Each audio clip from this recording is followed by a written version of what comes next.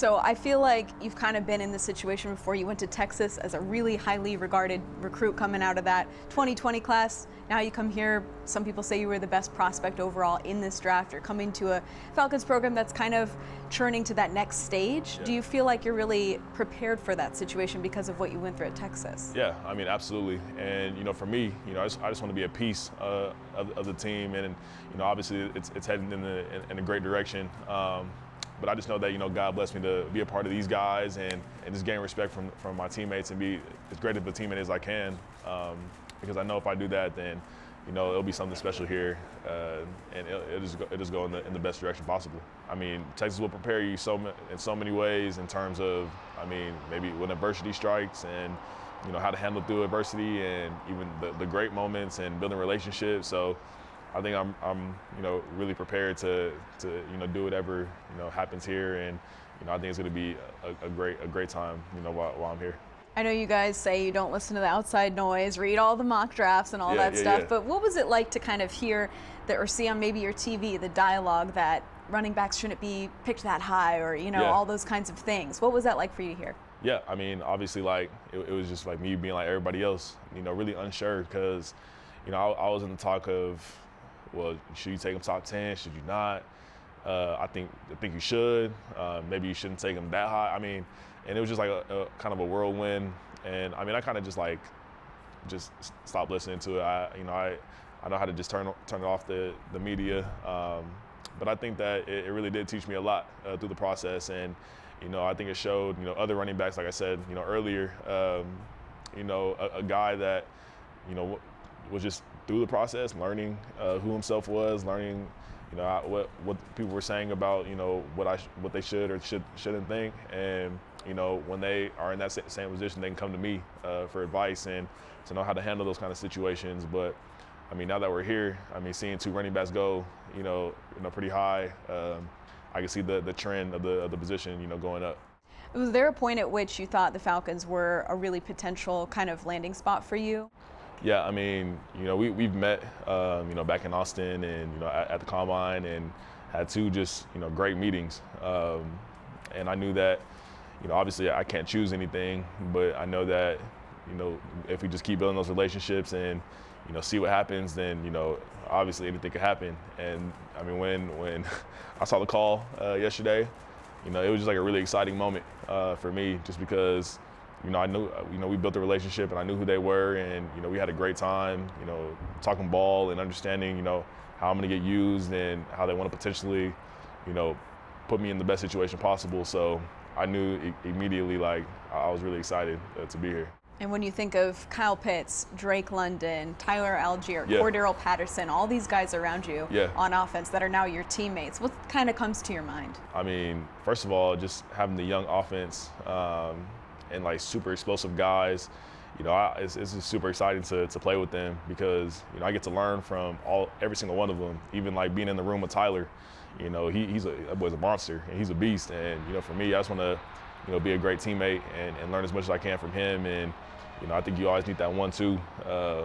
Even Cordell, he can play the running back position as well. And to move around and, have those threats on your offense, only makes you better and only makes you better as a team when you have guys that, can do it well and just do it the right way. So I asked Arthur Smith yesterday, the moment he kind of knew that you were the guy that they really wanted to target. And he said it was that meeting in Austin. You guys were getting barbecue. That's it. Just were having a great conversation. That's it. Tell me about your perspective and kind of take me inside what that meeting was like for you. Yeah, we went to a good restaurant down in Austin, and the whole time it was just really genuine. We got to talk football. We got to talk life, laugh the whole time, and just enjoy the moment because obviously, those are going to be my coaches and they're going to be the people that I, work with, obviously, but I think you need a good relationship at the same time, and you need to give those guys that you can, that they can trust you, Minnie and myself, and even the next day when we went on the field, we were doing football stuff and having fun doing it, but they were just really pleased of what they saw, and they knew that potentially this could be a great fit if it did happen, and now we're here and it's happened. So I mean, it was a great moment to be with them, and it was super fun from when they got there to when they left. So, couple follow-up questions. What was the barbecue place, and what did you order? they had like barbecue and they had like steak. I forgot where we went.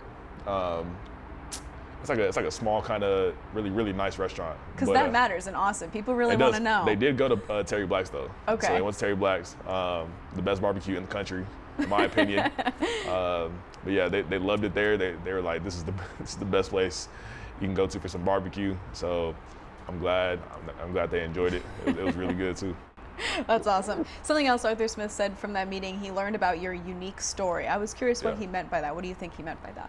I mean, just my faith and how I love God and do everything for Him, and then even just how I came up with my family and my grandfather being a Pac-10 official for 30 years, and he was an instant replay official for 12, and just understanding like how I grew up with I stayed with my grandparents, and my grandparents and my auntie, they raised me, and then my mom got married to my stepdad and moved like 20 minutes away, but we still had the closest relationship.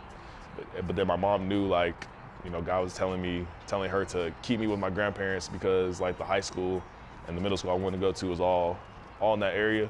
So it was a great story. It was unique. I mean, and then even just like high school, and got recruited early and had to like really understand, who I was at an early age, and mature really fast. And then going to college, it was between Texas and Ohio State, and I committed to Ohio State for a week, and like silently, and then decommitted and went to Texas. And then, everything at Texas was, the rest was history. But it was just like those things that really, let me grow as a kid and grow as a person to who I am today.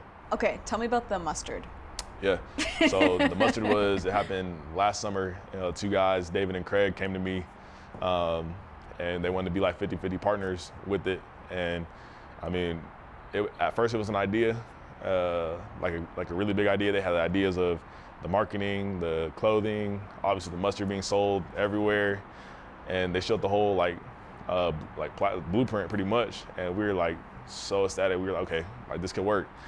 And then now, like a year later, it's literally like one of the best condiments in the country, and it's just like it's the craziest thing. And then I think it's cool because like people don't just like when you go to a store, a grocery store to buy a condiment, like you're just gonna grab it and just like throw it in the basket, like because you need it. But then when they see the mustard on the or in the aisle, they're like taking pictures with it, like posting it, because like it's more of like a trend now than it is like you're just buying something that you need from a grocery store. So I think that's why it's really cool to have it too. So did you like do taste testing and help them actually come up with all the flavors? What was the process there? Yeah. So they bottled everything, and did like everything from marketing to clothing. Like the marketing is insane. But I helped taste test, helped did everything, prepare it, and it was really good. So I was like, this is what needs to go out to everybody, and because I just can't like put out a nasty product, But it was cool doing that whole process, and then now to see it here, and now to see like it's pretty crazy. It's pretty crazy. That's awesome. One more thing, you guys were the Falcons at your Peewee team, I guess, growing up. Yep. Do you know how to do the Dirty Bird? Because you said you did all the Dirty Bird stuff there. Well, do you know how to do the dance? I don't know how to do the dance, but we just like chanted. We would walk in and we the Dirty Birds. Like I was like, but I don't know how to do the dance. I'm gonna find out. I'm gonna look on YouTube how to do it. Kyle Pitts did do it for one of his touchdown dances. Did he he might actually? Give you some tips. Yeah. Okay, I'll talk to him. Yeah, me and Kyle, we're boys. Brian Burney's our guy, so I'll make sure he gets me. Has there been a lot of people kind of reaching out, like, hey, can't wait to meet you, all that kind of stuff? Yeah, no doubt.